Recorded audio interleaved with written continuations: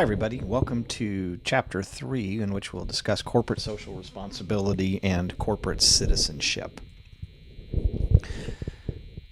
In Chapter 3, we will endeavor to define just exactly what corporate social responsibility, or CSR, is. Again, please review each of the learning objectives for this chapter. In Chapter 3, we are going to hope to understand the role of big business and the responsible use of corporate power in a democratic society.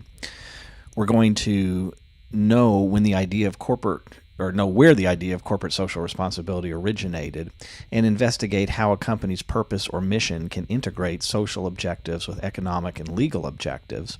We're going to examine the key arguments for and against corporate social responsibility. We're going to define global corporate citizenship and recognize the rapidly evolving management practices to support global corporate citizenship. We're going to distinguish among the sequential stages of global corporate citizenship. And finally, we're going to understand how businesses assess and report their social performance. As Spider-Man's uncle said, with great power comes great responsibility. The power of large business organizations can be used for good, or it can be extremely destructive, as we have seen.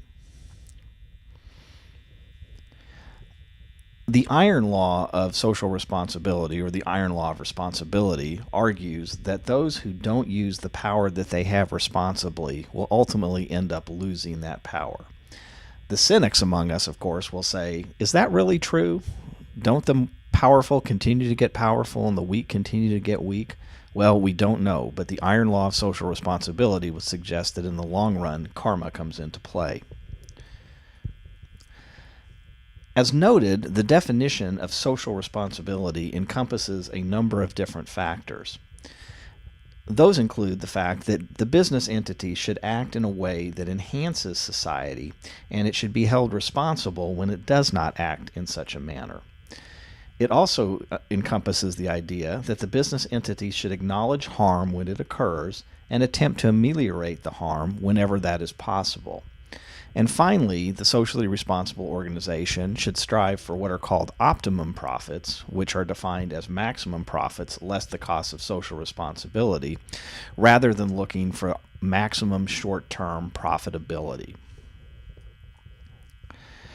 During the early 1900s, we saw a seed of social responsibility in response to the negative press that many businesses were receiving.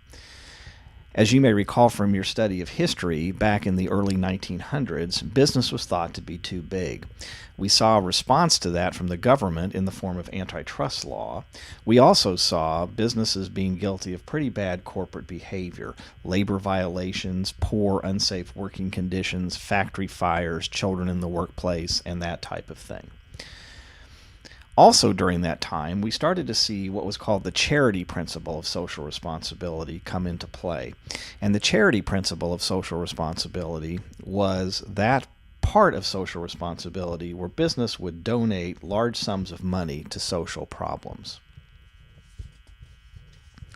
There are various phases that an organization might go through in becoming a corporate, or in an example of a corporate, the social, I can't talk today, but there are examples of phases that a corporation will go through in becoming socially responsible. Some corporations make it through all of these phases, some don't quite make it all that way. Slide 7 illustrates the progression of corporate social responsibility over time, and as you can see, the more time goes on and the more an entity attempts to be socially responsible, the more sophisticated and interactive that corporation becomes over time. Slide 8 illustrates in a little more detail those different phases of social responsibility. Be sure to familiarize yourselves with those phases. Corporate social responsibility is tough. It's more than simply saying we are socially responsible. It involves balancing a number of different interests and responsibilities. A business cannot forsake profits for responsibility. Business does nobody any favors if it goes out of business. So business must find a way to balance its economic responsibilities with its social responsibilities, and also encompass in there its legal responsibilities as well.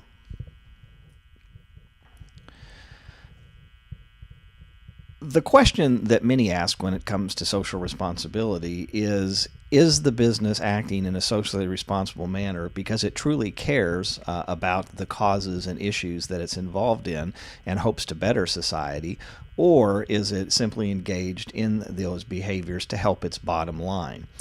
The real question in that analysis, I guess, is does it matter what motivation a corporation has so long as it is good in the result that is coming out?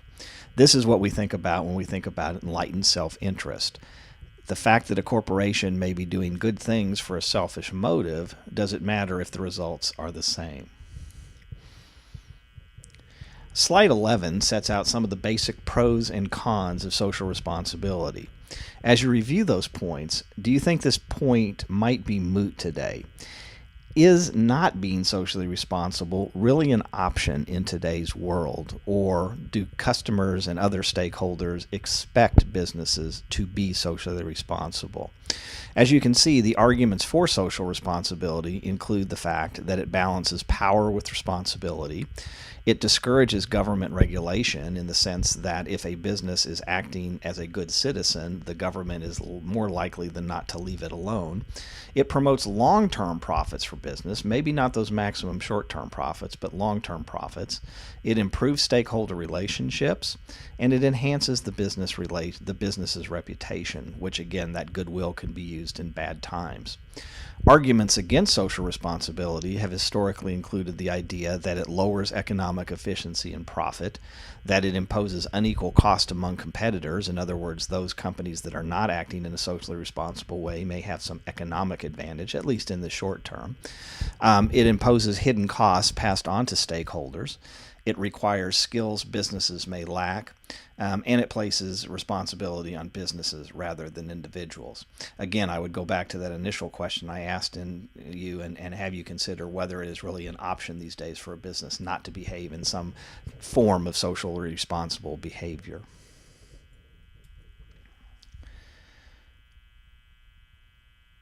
One of the issues that has faced companies trying to act in a socially responsible manner are corporation laws. Corporation laws, which are generally regulated by the states, oftentimes set forth duties and responsibilities upon shareholders and officers and directors to run corporations in a certain way, the most profitable way. And so many traditional state corporation laws may actually discourage social responsibilities due to those obligations. In response to that, we have seen the birth of what are called B corporations, or what are known as benefits corporations. And those allow corporations to be created and chartered and operate in a way that more easily blends its social objectives and its financial goals. If you get an opportunity, go online when you get a chance and check out the B Lab site, which is there's a link in the notes, or you can just Google B Lab and find out about this organization that certifies B corporations. Management's goal should be to make corporate social responsibility standard operating procedure in its business. Management should be able to share with owners and employees the ability to use corporate social responsibility to create value in a corporation, to gain competitive advantage in a corporation, and to do good. Those are three very relevant reasons for a corporation to act in a socially responsible manner. Slide 14 is a depiction of the stages of corporate social responsibility. As you can see, it is not something that happens overnight and can take time to advance between the stages. Please spend a few moments looking at this particular chart and the stages that corporations may go through in becoming socially responsible.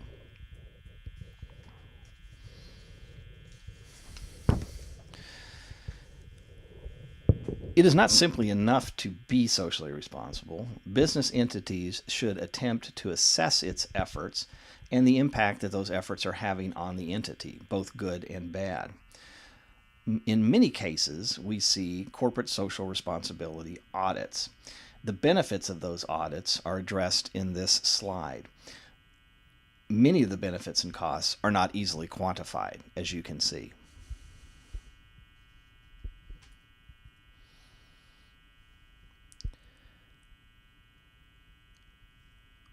Corporate social responsibility efforts of any business should be shared, and there should be transparency in the CSR process.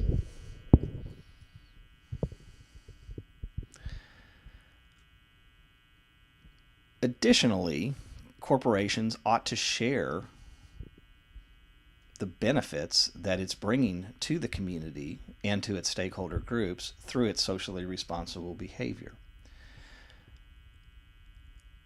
As noted, when a company decides to publicize information that is collected in an audit, that information should be provided to all stakeholders. It should be transparent, and that transparency should be in both the financial statements, its social benefits, and the environmental differences that it has made. An emerging trend in corporate reporting is the integration of legally required financial information with socially environmental information into a single integrated report. We're kind of looking at the triple bottom line there. Slide 17 reflects the increasing trend that we have seen in reporting of social responsible behavior by businesses. This will be a trend that will continue in the future.